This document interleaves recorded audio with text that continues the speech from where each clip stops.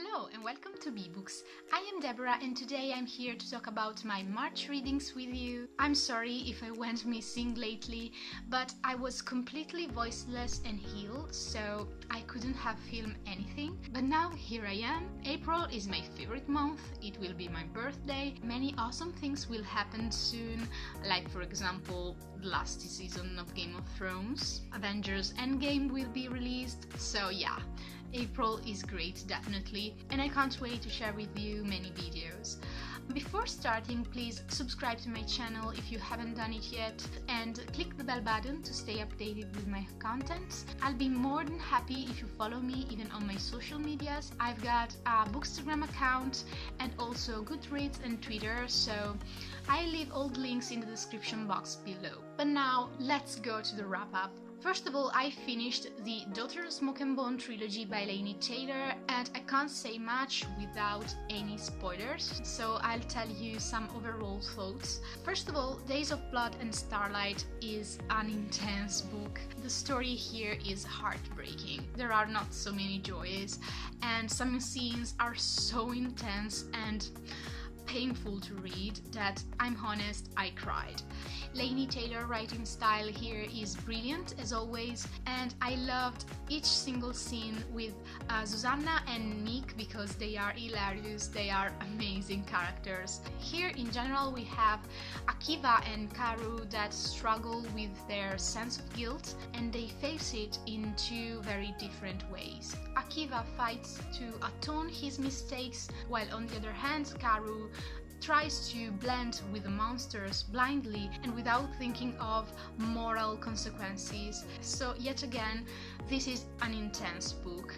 And then of course I read Dreams of Gods and Monsters, and this is the last book in the series and it's my least favorite one. And I'm not talking about the events, how the stories ends, because of course we can dislike them, but if they work, there's nothing wrong, it's only a matter of tastes. I'm not talking about that. For me here there is something more bothering, and I'm talking about the most huge subplot that I've ever seen. I really appreciated that we get to know more about mysterious side characters that it's quite important for the main story, but I found the chapters dedicated to this subplot distracting, and the final is not good for me because the main story ends and we have at least 100 pages in which the stories goes on with this subplot that for me wasn't interesting in this specific book. I mean, this is the story of Akiva, Karu, all the characters we get attached to.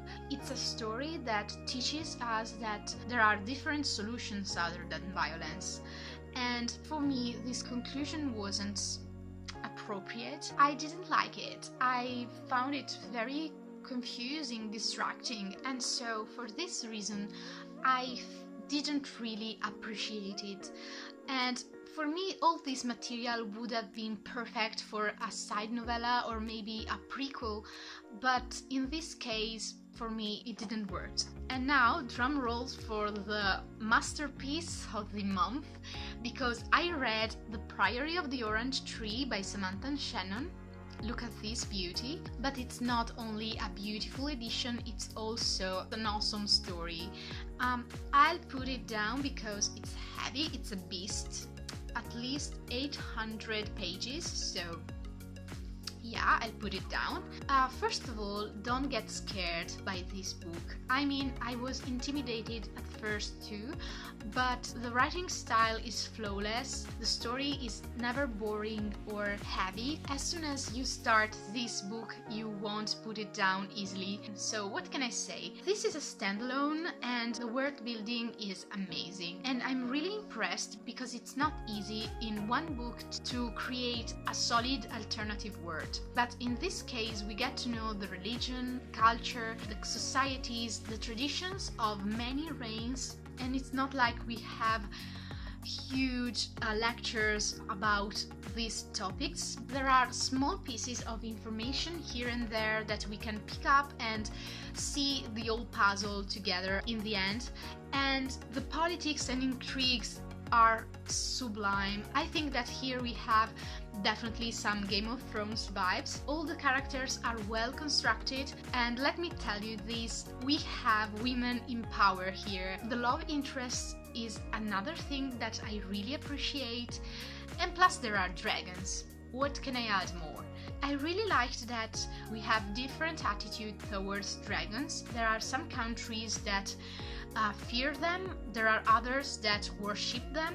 It's really interesting to see the different attitudes and the different mind setting depending on where we are. I highly encourage you to pick this book up if you love high fantasy, but if you are new to the genre, it's perfect too because it's flawless, it's not heavy, the story is so intriguing and you'll be captured from the very first pages. So give it a try please, and don't get scared. You'll love it, I'm sure. Hopefully I'll be able to share with you a complete review. After The Priory of the Orange Tree, I had to start 2 books because I couldn't and I can't still get over its beauty. So I read Wind Witch by Susan Dennard and Enchanté by Gita Trelise. I hope I'm pronouncing it correctly. First of all, let's talk about Wind Witch. Guys, I'm lost. I love this story, even if I didn't like this book as much as the first one, because in my opinion this feels more like a filler, and I missed so much the relationship between Iseult and Safi and Merrick's chemistry. So I think that the events in this book are all useful to develop the personality of our main protagonist. Merrick's points of view were heartbreaking. He is heartbroken and he's struggling to find his true self. We get to know more about politics and intrigues, even if I'm sure that the author will give us even more because it's still quite all vague, and it's okay. Otherwise, we would know how the story ends. I found really interesting the main theme of the book, which is that sometimes we don't really know which are our true enemies and which are our true friends, and sometimes we see what we want to see and not the truth behind the events. Another beautiful thing about this book is Edwin and Iseult's relationship. I love them both. So yeah, again, I can't wait to go on with this series. It's great and I definitely recommend it. Last but not least, I read Enchanté by Gita Trelise. I found this book inside my February Joy crate and it's an amazing edition. It has also an undercover with this amazing art. I have to be honest, I was slightly disappointed by this book because there's so much potential that isn't exploited and it's pity really. I wrote a complete review about this book on Goodreads and it was my very first review, so if you want to check it out and give me your feedbacks, I'll be more than happy. But now let's talk about this book here. I really love the setting because it's well described and on point.